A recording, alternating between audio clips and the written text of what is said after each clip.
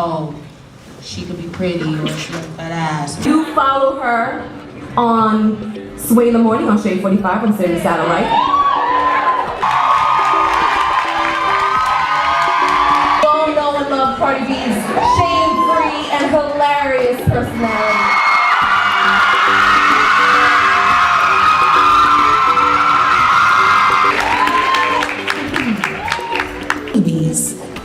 I say motivates you to keep moving forward. Are you ready to rock out with me tonight? A business, a male-dominated industry. You know, for some reason, it's that notion that females can't get along. But my biggest issue was men wanting you to be good, but not great. You know, if you're passionate and you speak with conviction and, you know, you have a belief system, people label that as being a bitch or too hardcore. And that's something that I dealt with, you know, as I started my website, even when I worked at Beats by Dre, you know, but I never let someone else's limited perception of my career or what they think I should be doing or what they think of me limit me in any way or in any form. Because at the end of the day, I'm like, what's for me is going to be for me. You are never going to stop this hustle. You are never going to stop what's in my heart. So, yeah, my answer to it is just continue to be successful. You know, there are a lot of things. And one thing that I hate, you know, I know I have an accent and whatever. I hate the fact that people think I'm dumb because I don't speak proper English.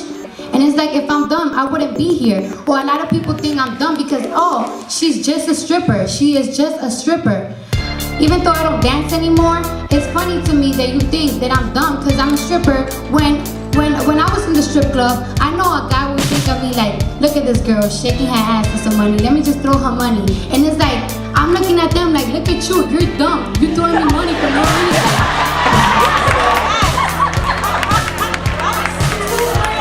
Today, you're throwing it at me, and you worked the whole day for it. No, seriously, like, you worked the whole day for this, and I'm only working for 2 or 3 hours, and you throw everything that you work for. And I'm not telling girls to be out here dancing and whatever, because when I was dancing, I felt depressed a lot of times, because people are gonna beat you down for it. They're gonna make you feel like, oh, you was just a stripper. So you want challenges because that's what keeps every prize you want at high value. You can't call someone a winner unless there is a go round, because we're all reflections of God's light. But I think what it all starts in is cementing yourself in self-awareness. Yeah. Here, all of this energy and this energy right here is feeding my soul right now. So the original question was, how did you put systems in place to overcome the challenges you ever? Okay, so for me, I feel like the challenges evolved as I evolved. So I've always been a very ambitious person, and when you are very ambitious and you take a lot of shots, you're gonna get your heart broken a lot. You're gonna miss a lot, but you're also gonna make more shots than people who are too afraid to take a lot of shots.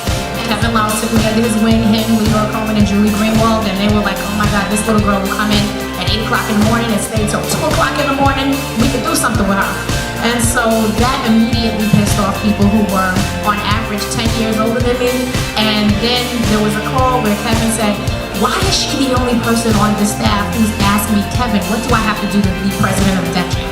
He was like, oh, y'all been here longer and you're much older than she is. And so then that doesn't earn me a whole lot of friends, fans, anything like that. But really, like, who does she think she is? She has the audacity to have these conversations. Oh, she's actually talking to the president of the company. So I feel like that being my first challenge permeated through my entire career, because I feel like no matter what level I'm at, even today, there's someone trying to put me in my place. And so what I usually tell people is, I'm never gonna know my place, so stop burning energy. Like, you know, wasting your time, because I'm not gonna do it. No matter what you go through, no matter how many times you get knocked down, your only job is to come in the next morning with a fresh perspective and ready for more. Because the second you get jaded, you let other people win over you. Focusing on the preparation part, if you as a woman are having a conversation with a man, because I don't want to strip our femininity from us because that's part of our je ne sais quoi. But if you're using your femininity as a crutch because you have nothing else to bring to this conversation about your genre of work because you weren't preparing and here's the opportunity, then of course you're giving that man license to steer the conversation probably however he wants it to go. So that's one thing to keep in mind. Certain text messages at certain times, yo, I don't feel obligated to answer at 10 p.m. If all of a sudden the way I am perceiving you is actually not accurate with the realization of you, then it's up to you to say, okay, what are the elements that are just remixing everyone's idea of who I am? Thank you. Okay, I'll continue.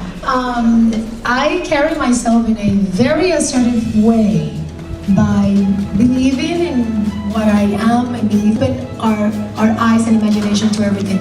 Okay, this is somebody who takes work serious, who's taking this serious, so I need to take her serious. So, you know, it was something that took me a couple of years, and it sucks that you have to deal with certain. This is just something that you didn't win this time, but when you go back and you work on it and you perfect it, you can go back and win it. Don't automatically say it's because I'm a woman. Miss Cardi B. Before you go in, you really gotta prepare yourself. Like you really gotta do your research on who you're talking to and whatever you're gonna talk about, make sure you know it. And then again, you are a girl. And I feel like as a girl, you have a little bit full of advantage. Like for example, I know when I go in a room, a guy look at me, and I know they look at my body, I know they look at my face, and I know how gullible sometimes men could be. So when a man talk, I look at them, y'all understand what I'm talking about.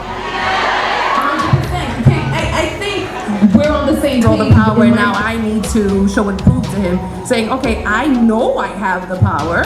He thinks he has the power, so I'm just gonna go nicely and just take it from him. Finding that success that they need. And sometimes you get discouraged, am I right? You have some discouraging moments, and so can we talk about dedication, commitment, and pulling through in those discouraging times? About you, your spirit. When they say that happiness comes from within, it's true. You first have to accept yourself, and it's a constant dedication to accept who you are. And remember this, who you are in situations that Angelina Jolie is living in. It's what we do with that. I act, I produce, I'm a wife, I'm a daughter. I can clean your floor right now if I want to because I know how to do it. And that doesn't mean, and let me tell you, everything is an advantage. Like Destiny's Child and things like that, they started off very young. You know, we never really looked at them as millionaires. Now you see these 21-year-old girls, 22, you know, they could be in Atlanta, they could be wherever, and it's like, they're young, they're millionaires, you're looking at yourself who may be 22, 23 in school, can barely afford a cup of noodles, and you're like, what is happening to my life? And you know, this is where you have to understand, and I tell people constantly, you know, if you can't focus so much on someone else's blessings, and another thing is like someone else's blessings is not my understanding. You know, you can look at it, you can be happy for them, and you can be wrong. If we spend so much time focusing on how this person got it, why they got it, and you know, we do this thing where it's like, we rather think something negative than positive. It's like, oh, she had to sleep with somebody to get that bag. Like, why does it have to be that? Maybe she got good credit and she put it on her credit card. She's making payments $10 a month. Like, why couldn't it be that option? Understanding with yourself and knowing where you are and knowing this is your race. You're not competing with people you don't know, you know, and you can't look to these other people for your success. You're like, oh my gosh, well this person had it by the age of 23, I have to have it. No, everyone's success comes at different time. So don't put a time limit on it where you're like, damn, I have to have this, or I didn't get this yet.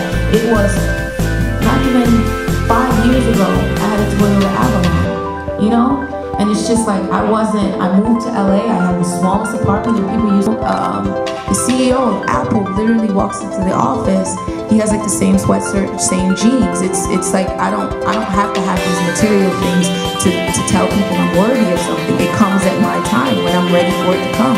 I'm not gonna say Karen's having that time vision and really looking at it like NASCAR. You see how fast they're going around the track. They have to focus on themselves. So it's the same thing. You don't focus on yourself, you're gonna hit that wall.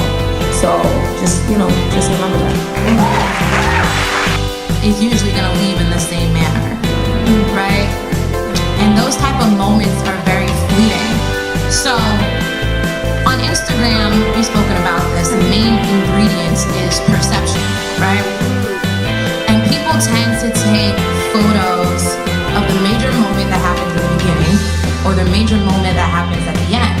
But if we watch any mover though, then things are really gonna start sprouting from you. You're gonna see all of your different. You have no idea what's on the inside because you only see what this person wants you to see. So, like Karen said, there's so many, young people that will see more than you make. You can be a millionaire, but if you make 10 million this year and you spend 20 million, you have as much as the person next door. As long as your entire life is built around trying to impress people and spending every single dollar that you have on the storefront and not making sure that the inside of the store has a solid foundation, then you're destined to be unhappy. It doesn't matter how much you make, because no matter what, there's somebody else. You're on that treadmill constantly, and there's somebody else running faster than you. A lot of people come through our doors expecting to be completely accomplished and wealthy by the time they're 29, 28. The amount of people who come through our doors and say things like, I just want to be where I'm supposed to be by the time I'm whether it's, trading stocks on the stock exchange. Whatever it is you're going to do, saying that you're going to be the best at it and do it well is the best favor you can do for yourself. Because you're committed to just being excellent. And no one can shake your foundation. You can't shake your foundation when you know that you know your shit and you're doing it well and you're committed. You're not going to do anything overnight. That is an important lesson. Because you can be ambitious and you can be aggressive and assertive and I'm taking over the world and I'm going to be, a millionaire, billionaire, whatever. I'm going to be in the 1%. Whatever it's going to be, it's going to take time. Because think about it. If you could do it overnight, everyone would. Right? The reason why there's only 1% is because the shit's hard to do. And so, a lot of people